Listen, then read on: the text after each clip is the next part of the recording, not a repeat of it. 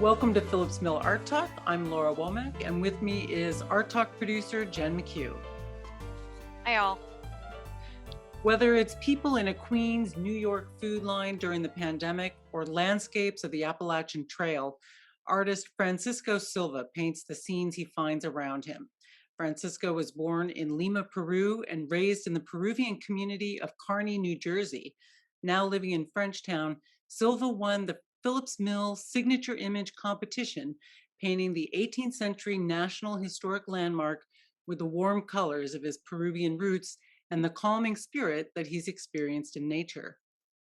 Silva joins Art Talk to discuss how his work reflects current events expressed through scenes of the daily struggles of ordinary people. He'll also tell us how he uses his palette of colors to express and evoke emotion. Silva studied color and painting at the Parsons School of Design and has worked as a graphic designer and web developer. The computer work took him away from his passion, but he's found his way back to painting and sharing his personal moments with the viewer. Welcome to Art Talk, Francisco Silva. Thank you very much. And welcome to our audience. As usual, we're delighted to have you here with us, and we'll take your questions as we go along. Please put them in the Q&A. It's much easier to find them there. We'll take the Q&A questions as priority, and Jen puts links and information in the chat that are useful to the discussion. So great. Francisco, let's start off looking, our favorite thing is to look at paintings. So let's look at your signature image of Phillips Mill. You took a traditional angle on the mill, but I think what we all really loved about your painting is the color. It has an almost stark sunlight, the kind of light you get when the sun is high and unfiltered. Yeah, it's funny because that I took reference photographs like around 3 o'clock in the afternoon in the winter, so that's when, and it happened to be a very sunny day. Oh, sorry about that. Let me silence that. I apologize. So it was a very sunny day, and it's and in winter, because like in winter here, or rather in summer in this location, as you know, it's like there's so many things happening. It's like it's just full of leaves, and you could have seen. I mean, the best example was from the last year's signature image. It was very different than this one because there was a lot. There was a lot of leaves, a lot of plants. So in this case, it was just very stark, and the sun almost like flattened the shapes, flattened the wall. So there was little to no texture on the front of the mill, and I decided to exaggerate that. We're not used to seeing the mill in these colors. I'm so interested in how you came up with how the mill appeared to you with these colors, given it's so unorthodox for us here in this area. Yeah, so I had I had been experimenting with simplifying forms and saturating color, and that comes from I was looking a lot of Fauvists and Fauvism, and it's from what it's they have very, I mean, a lot of complementary colors against each other. So I took kind of that influence and just tried to reduce. When I was looking at the mill, it's like it obviously wasn't yellow, right? It's not like I'm colorblind. It was, but there was, because of the strong sunlight, it created a color that was very warm. So I decided to push that and make it to a primary and make it yellow. And then on the other side, for example, where you see the orange in the shadow, I'm pointing with my hand, but you can't see me pointing. I decided to, again, that wasn't really what's there, but using the yellow, I decided to make it a darker, like I began with yellow ochre, and then I decided to again pump up the color with this orange. So it was basically a saturation of the color. And then those doors really stand out. I mean, it's such a great way to look at the mill. It's not really a landscape, but it is an agricultural building originally, and it's set in a very green context. But landscape isn't your original subject matter, is it? I understand you started more with figural subjects. Yeah, it's funny that you say that because it's I was thinking because we spoke last. When I went to college, I went to Parsons in New York, and there wasn't really any landscape, because there's no landscapes per se. Um, and it was just all figurative. There's a lot of figure drawing. There was the consideration of surroundings, where the figure was, but there was a real stress on the figure. So when I returned to painting, I decided to start with something that was inspiring me at that time, and had started backpacking on the Appalachian Trail, and so nature inspired me. And also, since I had never really done landscapes, I wanted to kind of go into these themes that I had never done, and do them, get proficient in them. And now you're living in an area that's famous for its landscape paintings. How do you feel about that adjustment, given that you were doing a lot of cityscapes and figural work before? Well, when I say before, I meant like when I had started when I was young. When I returned, I basically I started with landscapes, but I had also, if I go to, like, for example, if I go to like a bar and I see something that interests me, I'll do a painting of it. Or if I walk through a city and I see something that interests me, I'll paint it. So I was, I've come back to Frenchtown, but I was still living in the county. But I mean, this area near the river is obviously a very good inspiration to. I mean, often I'll just take the dog and take it back, and then walk over to, to wherever there's an open spot, and do some plein air painting because it's just so accessible. Right. Before we move on to another painting, Jen, if we could have that one back up. Jim Feld has a question about your violets. Fascinated by the violet as deep darks. Yes, it's funny. It's like I chose violet, especially if you see the violet on the like as a shadow from the stereo, in the front there, because I think I didn't really I wanted to react to react against the yellow and make both colors more vibrant. Um, so and as opposed to just using a gray or a black, and I think it's quite honestly, I wanted to do something different when I created this painting, because I figured you guys have probably seen a ton of paintings and you're probably a little bored. If I was going to do like something that everyone else does, you're probably like, oh, another one of these. Politely, I'm sure, because you're both very polite. But I wanted to create something different that maybe was eye catching. It's definitely eye catching, and we always love to see. We do always love to see pictures of the mill, so we never get tired of that. All right, Jim, what's up next?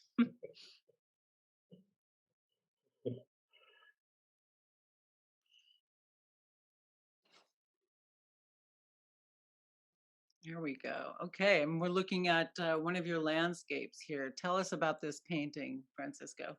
This painting was actually. This is actually people ask me. I actually sold this painting, and the person that bought it said, "What does this mean? Does this mean that the cows are going to go get slaughtered and then they're going to go to heaven?" And I'm like, "No, that doesn't. That's not what it means at all."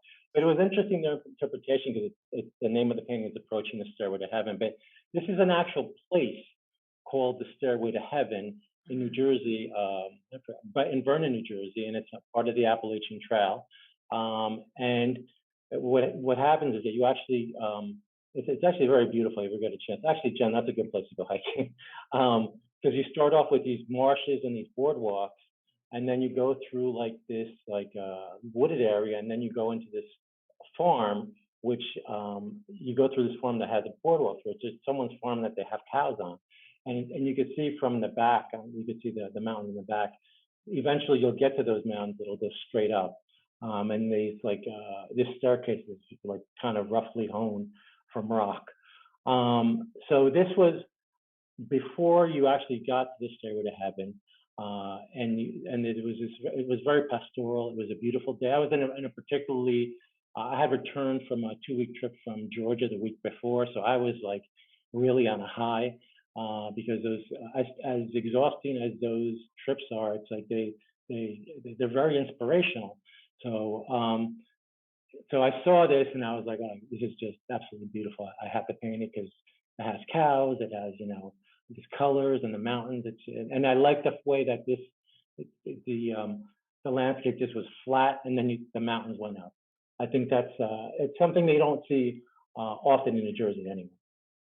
Actually, it looks like Central Valley of California to me, being from my history. Looking at the painting, I'm interested in your sort of your shadow highlights are going into sort of a medium purple there. That's an interesting choice. Yeah. So again, again, this was probably the first painting I did that was. I consider this my first like uh, major painting, meaning that it's the first painting that I thought, wow, I really like this painting, and I'll consider it like out of all the paintings I've done so far, I think this is the best one, and people reacted to it.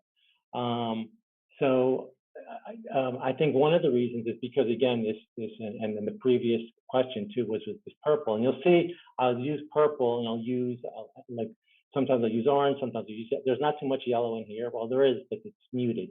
But I'll use purple as like a shadow or a dark, yeah, like a shadow, or because it's just so vibrant and it reacts against the other colors, and it really helps for me anyway. It it just brings the whole painting like it gives it vibrancy. And again, you've got that quality of sunlight that is just really unfiltered. I mean, we're not looking at a hazy day when you might have, all the atmosphere filtering through, softening that sun.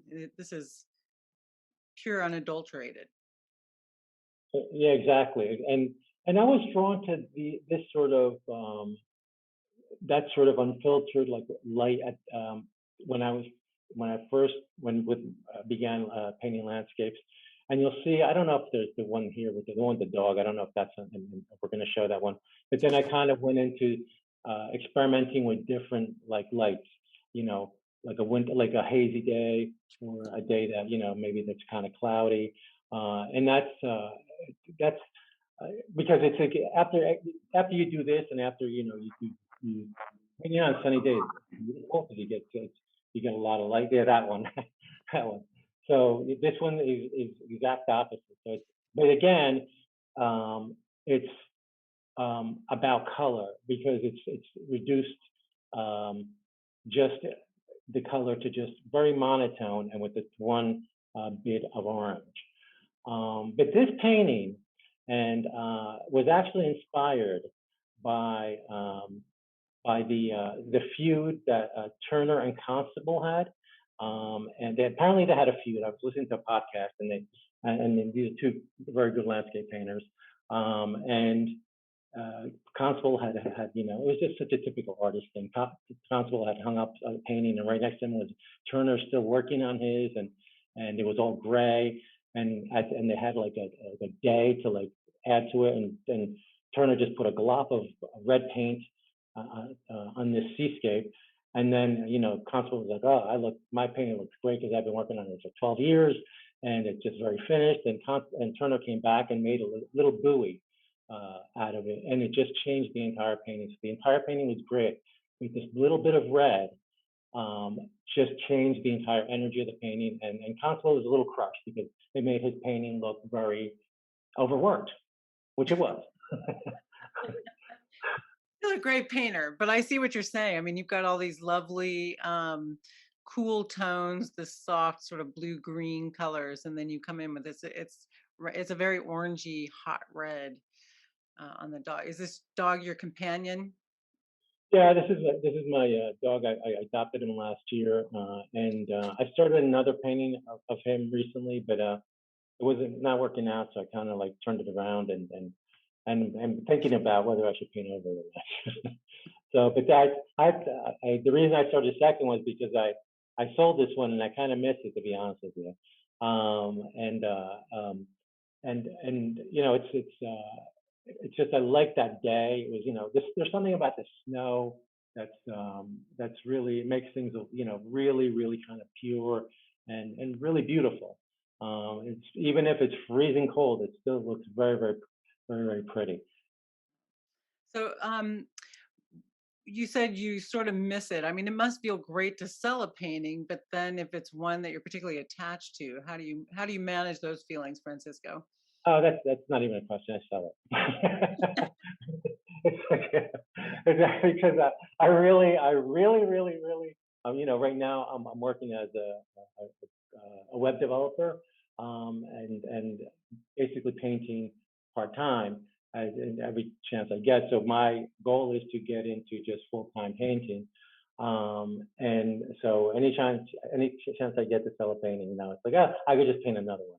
So I won't paint that same one, but I could paint another one, and that'll be fun. I'll get over it. So, how long a break did you take as a graphic designer and web developer? How long a break did you take from painting? I think it's like 28 years. So I think the last painting I did was probably in 86 or 87, and I started painting January of 2019. So it was like whatever that is. I think it's 20 something years. I think close to 30 years. And oh wow, is it more than that? Oh, well, but it was just a thing that I was always planned to go back to. And once my kids were off to college, I was like, wow, I got a lot of time. I guess now I should start painting. I always talked about this, so it was difficult at first, starting painting again. It was very difficult. But once you get going, and I had committed to just painting, I had read like something about just doing something, changing your habits by just doing something like 20 minutes a day. And I'm like, all right, I paint 20 minutes a day. That's all I dedicate to it, because then I get sure get something going. And then of course, 20 minutes never enough. And then that became hours, and then it takes over your life, which is a good thing. It's a good thing to take over your life. It's a great process. Did you find your skills rusty? I mean, how long did it take you to where you felt like you were, creating a painting that you enjoyed? I would say about um, 6 months. I was totally rusty. It was very, everything was very difficult, very laborious, hours and whatnot. So because it didn't feel comfortable, and I would redo it. So but then I would have to just like I have to move on, create something new, create something new, create something new. But I said 6 months total with painting every day, um, and that I was able to. So I don't really think it's that long if you really think about it and scope of things. And actually, I would say that's the previous to Stairway to Heaven painting was where I consider, okay, now this is the painting that I can exhibit and I can sell. That's And I excellent. did sell. I sold it. That's great. All right, Jem, what's up next? While she's pulling that up, I missed Jim's question a little bit. Francisco, is that aqua violet, or what color purple are you using? We like to get Oh, very technical. yeah. So that purple, what I usually do is I use magenta, and then I use ultramarine blue, and I mix the purple that way. So that I like those two colors, and sometimes I'll use pyrroline red and ultramarine blue, depending on what kind of purple I want. But it's usually the magenta, because I think the magenta with the ultramarine blue, it gets you get this really pure purple. I don't usually my purple. I just don't usually use out of a tube. I think other colors I do, but that one I don't. I'll mix it. Mix it. Okay. All right, Jem, what do you have for us? So we have a painting from 2020. It is Forever. Oh, okay. So this is one of the I had. It's funny because I had started. Um, like a series of bar paintings. Like I went to like this bar once, and it was like a really fun place. It was a Latino bar actually. It was a Puerto Rican bar specifically, Okay. um, it was a lot of. It was very lively. So this isn't that far.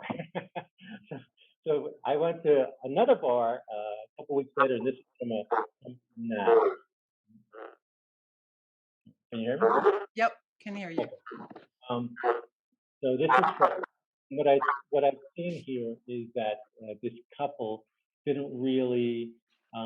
It seemed like he was very very bored and almost a little bit alone. And I assumed what his wife or his girlfriend, she was just chatting away, looking in the opposite direction, and that I think really struck me. And I'm not sure. And so I named it Forever because it's like he's probably in this relationship forever. I don't know. I can't really comment on that relationship, but I'm just saying what it looked like to me. Sure. And this was the start of a series of actually the previous paintings of just monotone paintings. I wanted to experiment with just one, basically different hues of one color. It's really not. You can see that it's more than just one color, because there's like different colors, different blues, but it was more or less one tone and just um, certain areas being highlighted with a different color. Yeah. As we have Jen, I think we've got some feedback on this. Yes, a question from Christine Sharp. She says, "This is such a great work. Reminds me very much of Edward Hopper's work. I know he is one of your influences. What about his work inspires you?" After a year of pandemic Zooming, we've all had that experience. So thanks for coming back promptly. And we were looking at your painting of the bar. You had some nice kind of ochery tones for your highlights on that too. I thought that was again, I don't think I've seen that color combination, Francisco. You're really challenging us with your colors, or me anyway. It's like I said. I think I just wanted to introduce this other color just on the figures to sort of highlight the figure. And at first, I just wanted to do the faces and maybe the head, but then it wasn't enough, so I introduced this sort of yellow ochre color, and I think it really brings the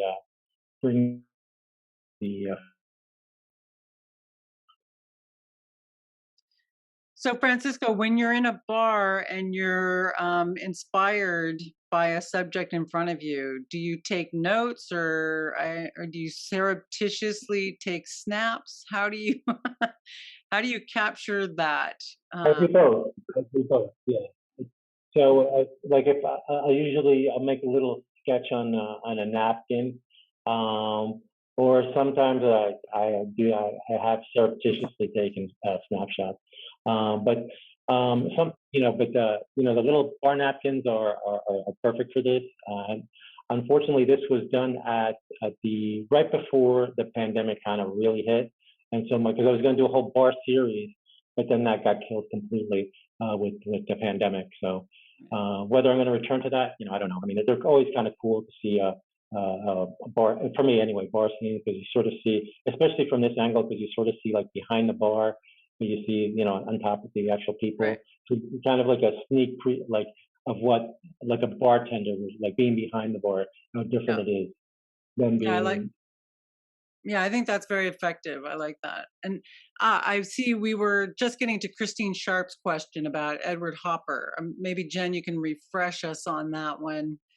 I don't know if you heard the question, Francisco. No, I remember. Yeah, I did hear the question, and I was answering it for a while, and apparently no one heard it. So I apologize, Christine.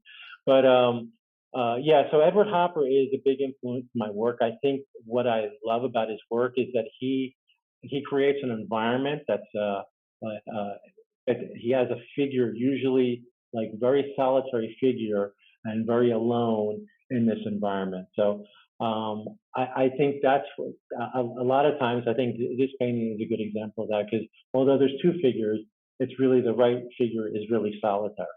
Yeah. Um, So I think he's had that kind of influence in that, like conceptually, that of a human being setting. Um, and also with certain like not so much color because I usually like saturate my color, and Edward Hopper didn't necessarily do that. But I think that my treatment of the figure are somewhat similar, not real similar. My treatment of anything usually is more graphic than what he would do. All right, Jen, what is the next painting that we have up in our slideshow? Oh, okay. So this is an example of like what I would consider kind of Hopper-esque type building.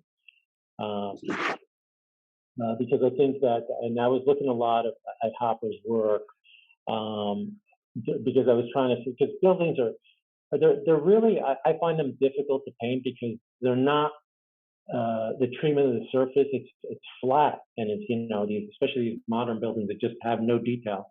And so trying to make it look interesting is a little difficult, but it's, um, you know, Hopper used a lot of brushwork to sort of bring out, uh, imply, yes, it's flat, but there's more to it than that. There's actually a texture to that. And again, here it's only a single figure, kind of in a Hopper-esque type thing, with the lighting as well. I was thinking the lighting is very Hopper-esque. Yeah, definitely. And again, the solitary figure. Yeah. So And uh, I'm sorry, Francisco, you broke up there. Can you repeat that? I think I was going to say something, but I said, go ahead. Okay. All right. Okay. Well, so you also have I mean, the range of your work is very broad, from landscapes to these urban scapes, cityscapes, but also you have an interest in social justice painting. And so, Jen, I think if we could take a look at some of those, we were all admiring this one, The Lack of Privilege, which I believe is a food line in Queens. Is that right, Francisco? That's correct. Yeah, that's correct. So that was, I think this may have been my first social justice painting. Actually, that's not true. I've done another one on COVID before this one, but that one inspired this. And I guess that what was happening in the past year with with all the racial injustice, um, COVID, it was just a really living during a pandemic. I mean, thank God we're all alive. A lot of people lost their lives, and a lot of people suffered. And this was inspired by the food line that I saw in the news in Texas, which is Francisco, a mile-long food line people made, and it was so. Um, I think the bandwidth is maybe a little bit low. I can hear most of what you're saying, but I wonder, and I apologize for asking you this, but maybe if you can stop your video and we'll listen to you and look at your paintings, that might make it a little bit easier to hear you. Uh, what do you think, Jen? Is that a good idea? okay, Yeah. Uh, so you were, okay, I think we okay. caught. Let me try. Yeah, that's great. I Okay, caught. cool. Um, so what I was saying is that this painting was inspired by, or my wanting to deal with this subject was inspired by something I saw in the news, a mile-long food line in Texas. Like they had aerial views, and there was like mile-long cars, and it was just something I didn't ever expect to see in America. And it was very, very moving to me, moving in a negative way. And I felt that I needed to, because my painting is so personal, it's more like I deal with things through painting.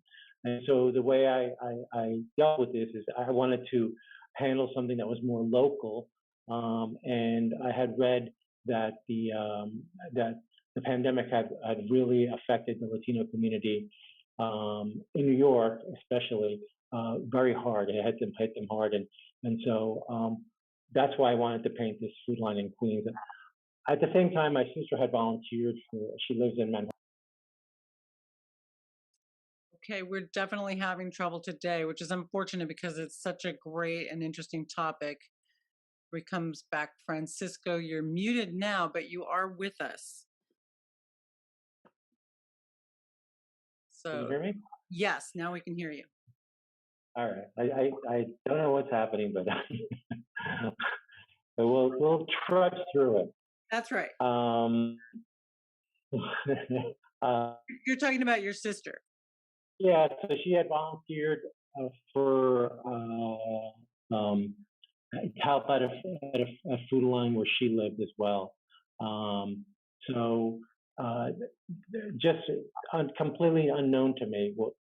So after I did this painting, I'm like, oh, I did this painting, and she's like, oh, I've been volunteering for helping out at a food line, and I mean the story. It's very sad because the stories you hear from someone actually. Volunteering at being there and watching this it's very upsetting. It happened here in America. But this is just one of these cases where it's something that we have no control over that just completely has negatively affected our nation. Right. Yeah. I mean, it's challenging for an artist who is working, I would think, and I hope this isn't insensitive, but if you're painting for an income, do people want to buy political art for their homes? I think this painting went very quickly. I mean, it's a very strong painting. Well, that's funny that you say that because I figured this painting is never going to sell. And in fact, the paintings that I've done that I sort of have sort of like a social commentary, I figured they're never going to sell, and I expect that. But this one actually got a lot of. It was on exhibit in Montclair, and the first thing was someone from the Montclair reached out to me and said that they found this painting very moving. But that's not the person that bought it. Like a week later, someone just flat out bought it. So I think that paintings like this that aren't like that are more sympathetic to and not necessarily like flat out critique. I think they're they're relatable as opposed to them not being relatable. So I think that's the reason why this can. Right. That makes a lot of sense. Jen, what is our next painting? We have either we can look at the immigrants or the benefits of bias. You tell me which one.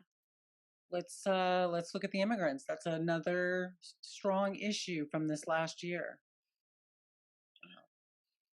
Yeah. So this painting was like it wanted to deal with. Once I started that one painting, it kind of like opened the floodgates to all my paintings, as you'll see. So I started, being an immigrant myself. This is something that I think that it's certainly not painted a lot. Like I think that a lot of painting, any kind of social justice painting this past year has been a lot of, Black Lives Matter, but I didn't want the I didn't want this issue, immigration, to be lost in all of that. So I wanted to, sort of just portray these group of people who are probably they look very tired and they're waiting for a bus, and they don't have conveniences. They have a car. So I wanted to just portray like an ordinary day in their life. At the same time, I wanted to show that it's not necessarily depressing though, because you have this person in the background playing a saxophone. So there's a duality to it. Right, absolutely. It makes me think of the genre paintings of the 17th century, where you're starting to take a look at subject matter that isn't necessarily, uh, you know, the orthodox or the expected. Yeah, I agree with that completely. Um, I think that again for me, like everything, if you notice, everything that I paint is really it's about me. Like they're very personal. Even the landscape is personal to me. So it's like things that I have experienced or that I have interest in or that I find issues that I want to deal with. Right. And Jem, what's our next painting? We're going to look at the benefits of bias. So this is a series, the first of a series of paintings I'm actually currently working on, based on uh, racial profiling. So this was the first, this and another one, because it's number one. This is actually benefits of bias one, and there's a second one, benefits of bias two. And first you see it's sort of like kind of a landscape, but then on the right hand side, it's kind of like a cityscape, but you see that there's actually room. Like, there's been like, obviously cops have stopped, and you see from the second painting, which is it's the experience from the inside, like the actual people from the inside, like the fear and anxiety um, that being The color here, Francisco, I think is, it's it goes very well with your subject matter. You have these dark shadows in the background, and then you have all of this red in the foreground. I mean, it's very emotional. It goes very well, I think, um, with what you're trying to convey here, and it makes it even more powerful painting, I think. Thank you. Yeah, again, this was one of the keeping with in kind of like although it's at night, there's a lot of color to it. I wanted to create, like you said, these shadowy figures, but I wanted to specifically highlight. So all the red is in one, like mainly in one area to sort of put attention to what's happening. Very powerful image there. Thank Jen, you. you're very welcome. What's next, Jen? We have full stop. Oh, wow, all right. Um, yeah, so this one was created. Again, I wanted to create like sort of a hopper, well, with the buildings, a hopper-esque type treatment of the building. But this was at the very beginning of the pandemic, and I wanted to show sort of like, again, this one lone figure just crossing the street in this kind of busy day, but it's isolated because it's the pandemic and nothing's really happening. At the same time, I wanted like to visually create something with the perspective and something that was uh, compositionally exciting. I think I love that you're doing this like a parking lot scene. That is not something that we normally see. You've used it metaphorically, obviously, if we read the title. But again, you're turning your gaze away from the expected subject matter and bringing into focus, these little details that are part of our lives that we don't really pay a lot of attention to. It's interesting that you say that because in this, like a lot of times, what I'll do is, if I'm driving around, um, I'll have my phone on the sit-up stand that, you're not just supposed to have it on sit-up stand, and I'll just like hit the button, hit the picture button, and I'll just randomly hit it, and see. And after all these photographs are taken, I'll see, I'll find what interests me, uh, and I combine that with what I'm going to say, um, in the painting. Interesting. So you're driving around taking snaps with your phone. Is that what you're saying? Yeah, I'm driving, and one hand I'm watching the road, but then on the other hand, I'm like taking snapshots. Of just taking, not even seeing what I take snapshots of. So just hitting. In this case, I was aware of this because I saw this figure, and the thing is, he was coming out of like a CVS or a, he made it even more, because I wanted to capture that time in the pandemic. When it's the beginning of the pandemic, people are scared. It's not just one isolated figure. Right. Full stop. Yep. I love that you take these random pictures out the window while you're driving. I do that a lot when I'm traveling. I have more pictures from the back of a taxi, or standing on a corner some random city. So I have an affinity for this subject matter. The backs of cars. It's an unusual topic. What's up next, Jen? We're going to go in a totally different direction and look at ending summer. Oh, yeah. This is another painting that I missed, that I sold, that I missed. This painting was actually a view, maybe it's a couple miles away from where I live, at a dog park, but it's not it's looking outside the dog park. The dog park is, but this is looking outside the dog park.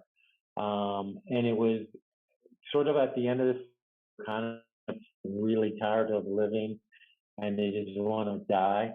But they create these beautiful colors, because as they dry up, they create these reds. And I wanted, and it was like an overcast. But I also wanted to incorporate, like, again, with the Fauvism. You'll see some of the leaves are outlined.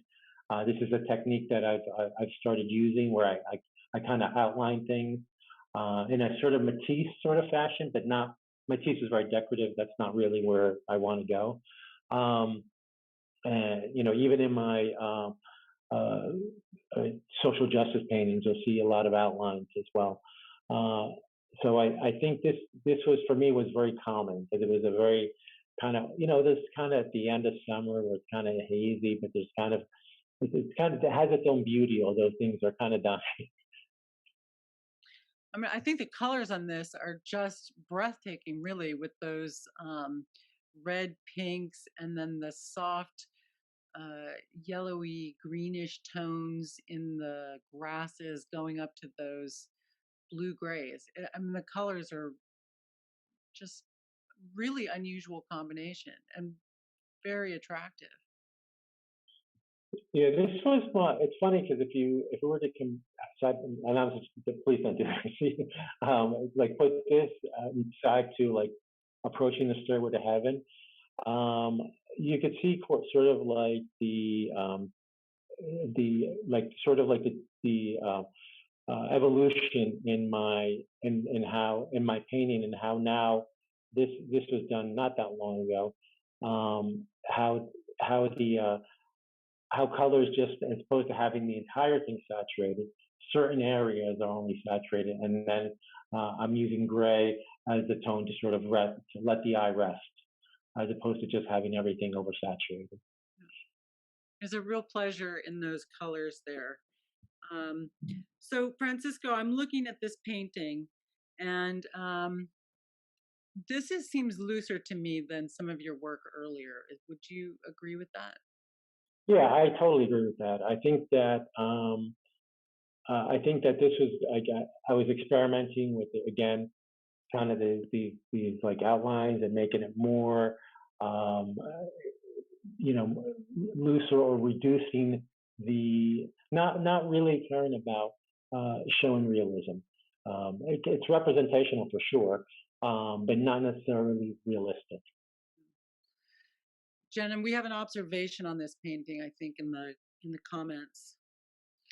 Yes, Jean Mahitch said this painting reminds me of a lot of the fabrics from the 1930s and that patterns on wallpaper of that time, familiar and yet newly represented. What do you think of that, Francisco?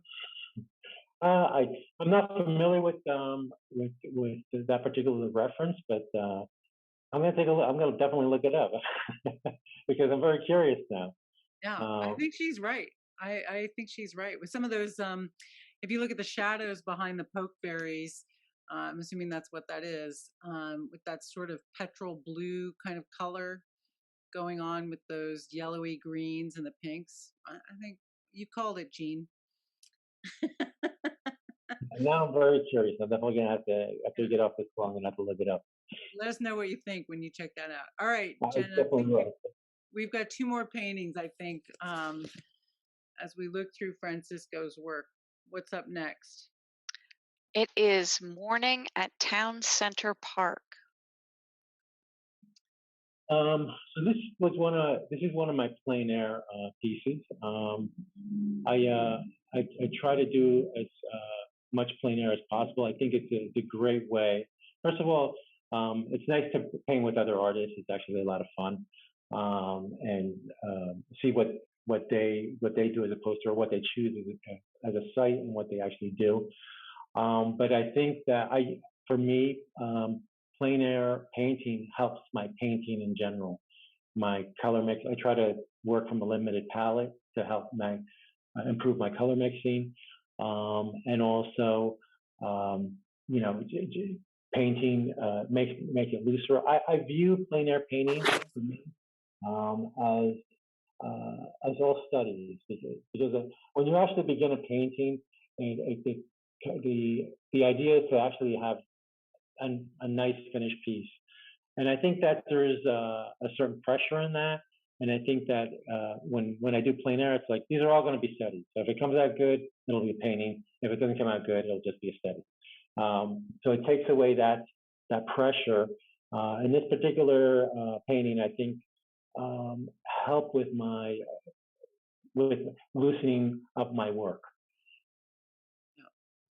And again, interesting color story here with these corally reds contrasting with those teal greens. You're mixing some colors I think we don't see a lot. Putting them into juxtaposition in a way I don't think we see very often now. Jen, I think we have a comment related to color, a question. Yes, we have a question from Bob Barish. He asked Francisco, have you been influenced by the Fauvists? Yes, for sure. I think the Fauvists are, I love their use of color. I love to look at their work, but they're, just one of my influences. Again, I'll be influenced by, like I said, Hopper again, and sometimes, Mexican muralists as well. But with regards to this sort of my plein air, I would say Fauvists are probably my major influence. Okay, great. I think we have one more painting to look at tonight. Yes, we have Wandering the Wasteland. Ah, the beach painting, yeah.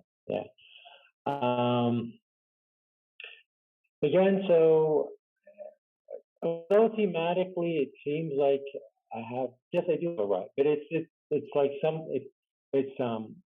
it's my life. It's, I go to the beach, I go to the city, I go to a bar.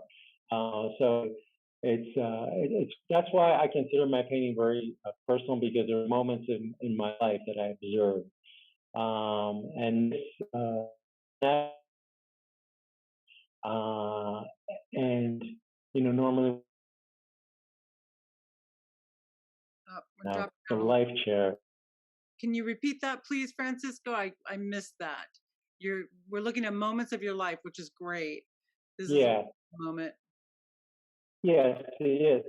I had never done a beach painting before, and I wanted to. I figured, oh, let me try this out. Let me see if like how I can make this like mine.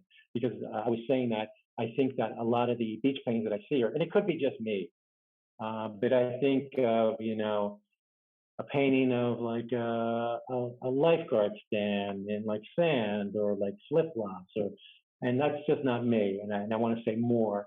And in this painting, I really wanted, again, I wanted to say something about relationships and how this couple, the wife's carrying everything and the husband's not doing anything. He's kind of a freeloader, and I just thought it was very funny when I saw this scene, and I'm like, yeah, she's really getting the shaft on this one.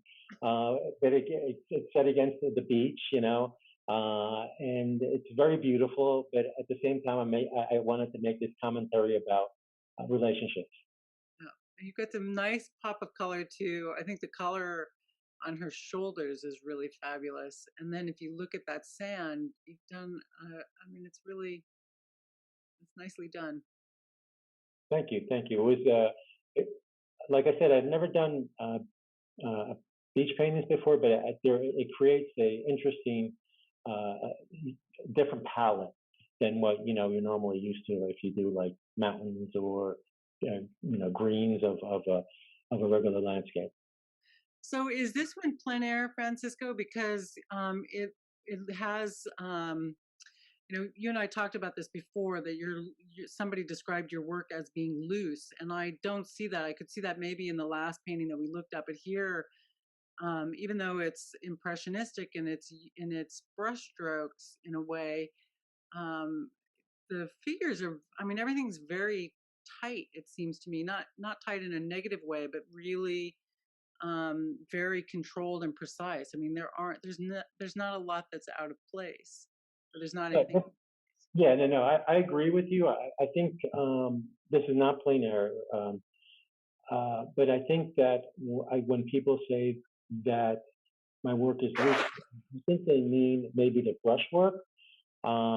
But I don't, because I don't. I have to agree with you. I think I'm very much a stickler on like perspective and composition, and the figure being, if when it's figurative or it to be correct. You could be a little looser if you're doing a landscape and it's like a plant or something, right? Because it could take any amorphous shape. But in the case like the figure, I tried. It's very important to me to have it anatomically correct. So people do say my work is loose, but I think they mean the brushwork, right? And in this case, I don't necessarily. Maybe in the shirt, I'm not necessarily in the sky at all.